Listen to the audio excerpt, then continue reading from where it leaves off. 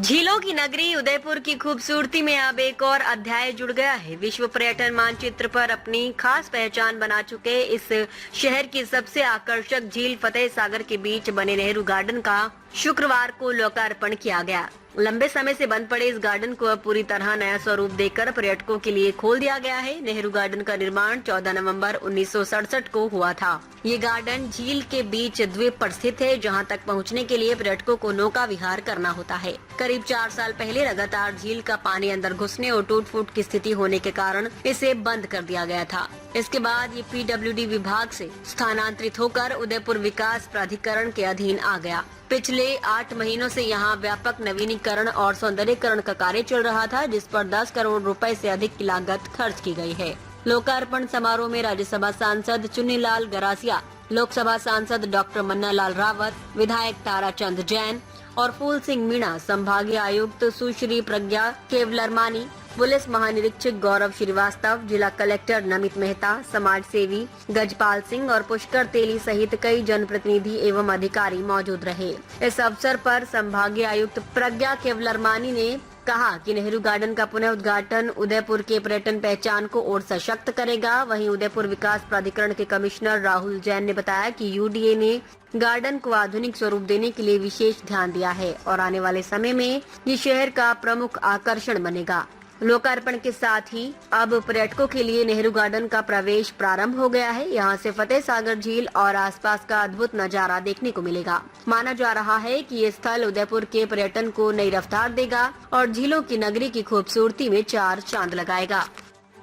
बहुत ही चिर प्रतीक्षित मोमेंट है उदयपुर शहर वासियों के लिए, और साथ ही जो माननीय मुख्यमंत्री महोदय की बजट घोषणा थी, उसका एक प्रथम सोपान आज तय किया गया है कि नेहरू गार्डन को रानी रोड की तरफ से जेटी बनाकर वहां नाव के माध्यम से जनता को ओपन किया गया है।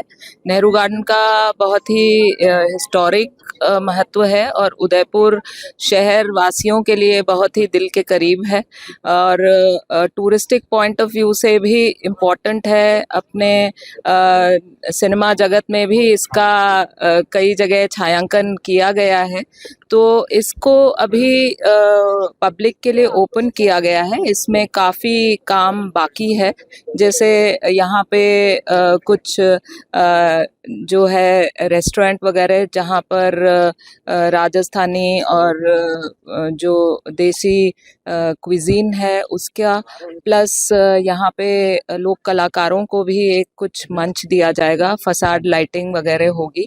और जो बजट घोषणा में परिकल्पना एक नाइट टूरिज्म की गई है, क्योंकि अभी फ़िलहाल जो नाव है उनका समय सुबह 7 से शाम के 7 है। तो जब ये पूरी तरह से डेवलप हो जाएगा, दिसंबर तक, एंड तक हमने इसकी टाइमलाइन तय की है, तो उसके बाद इसका औपचारिक उद्घाटन एक नवीन टूरिस्ट डेस्टिनेशन के रूप में होगा।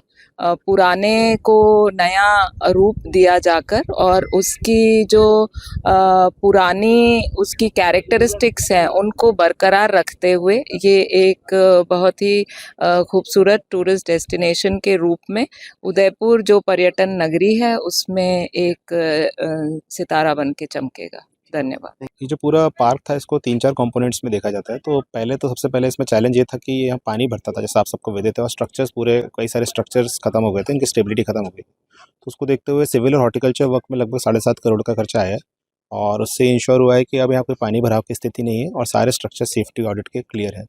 और अब इसके आगे सेकेंडली नाइट टूरिज्म के रूप में डेवलप करना था इस पॉइंट को, क्योंकि राज्य सरकार की मंशा है कि उदयपुर में नाइट टूरिज्म आए और जो टूरिस्ट की डिमांड है कि रात को शाम को 6 बजे के बाद कोई नया एक डेवलप हो डेस्टिनेशन।